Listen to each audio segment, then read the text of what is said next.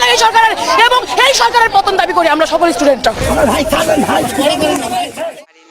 এক মাস একটা আমার জন্য অনেক বড় একটা গ্যাপ হয়ে গেছিল, বাট আপনাদের ভালোবাসায় আমার যারা এখানে সাংবাদিক ভাই বন্ধুরা আছে তারা এত বেশি আমাকে চেয়ার আপ করে, এত বেশি ইন্সপায়ার করে। এখনো চলমান ভয়াবহ কোটা আন্দোলন, দিনে এবং রাতে ছাত্রছাত্রীদের তুলে নিয়ে যাচ্ছে ছাত্রলীগ, এমনটাই জানিয়েছেন শিক্ষার্থীরা। তাছাড়া জনসম্মুখে সরাসরি গুলি করতে দেখা যাচ্ছে ছাত্রছাত্রীদের উপর।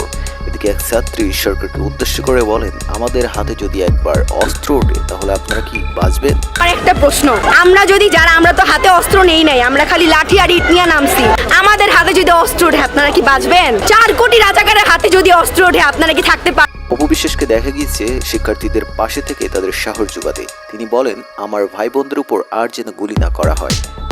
তিনি সরকারকে শিক্ষার্থীদের সব দাবি মেনে নেওয়ার আহ্বান জানান।